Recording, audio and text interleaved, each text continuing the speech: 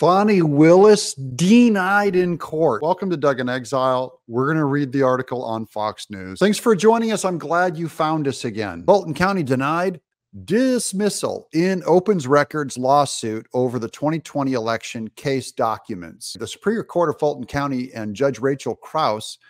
I'll make it easier, Your Honor. Our intention is to dismiss the county out of the lawsuit. So if that's the reason they need her testimony. Look at y'all, reasonably talking, working things out. Has made a decision related to the complaint that Fulton County District Attorney Fani Willis and her office violated Georgia's open records laws in the election interference case involving former President Donald Trump and his 18 allies. How did she interfere with the open records laws, the ORLs? Ashley Merchant, representing Michael Roman, a former operative for Trump's campaign, accused the Fulton County District Attorney's Office of not fully complying with requests for records, which violates Georgia law. During the hearing in September 19th, Deputy District Attorney Dexter Bond testified about the office's response to Merchant's open records request.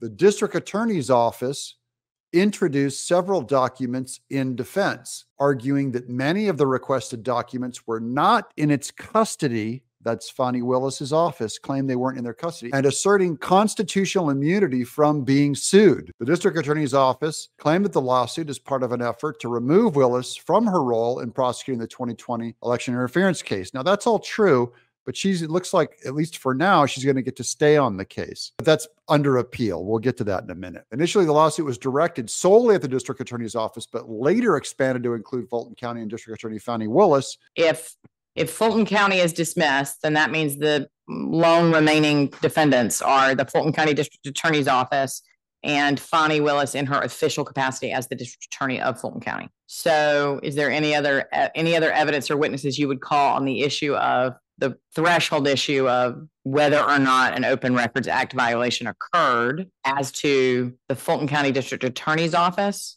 and or the actual District Attorney of Fulton County, Ms. Willis?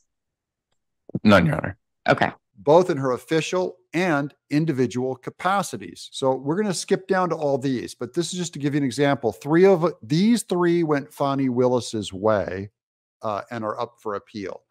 Fani Willis individually.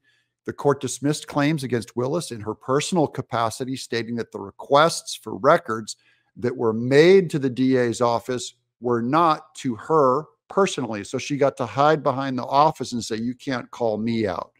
Now we're going to go down to the one that did stick, and I'll show you the official document. Fani Willis's official capacity claims against Willis in her official role as district attorney were not dismissed, meaning the court rejected arguments that the district attorney's office is immune from legal responsibility under the Open Records Act. They're trying to hide behind the Open Records Act, saying we can hold on to these records or do what we want with these records because we have immunity. Really weird. They're all against Trump having immunity in his official office. And then what does Fani Willis do? She claims immunity. And they say, no, you don't have immunity just because you're hiding behind the Official Records Act. Now, we're going to get to that document real quick, just so I can show you what it looks like. Okay, I don't know how well you're going to be able to see this, but this is just, we're going to go down the conclusion.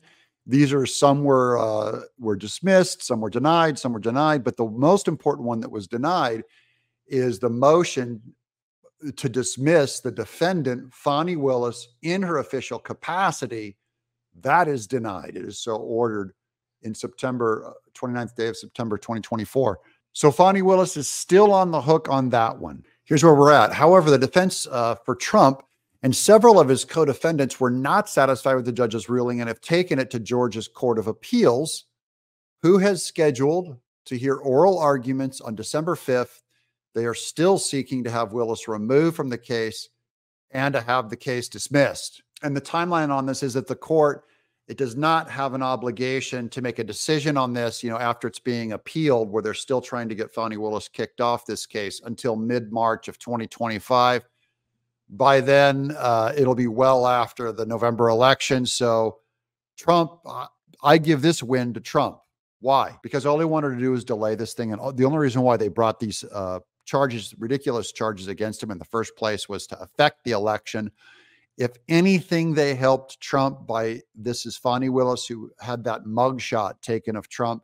And that became a huge part of his marketing campaign. I believe overall, he got a net number of positive votes, including him getting more votes in New York and in urban centers where bread and butter people that feel like they were unjustly ever accused of a crime, they believe Trump is their man, that he is innocent. So that's the good news.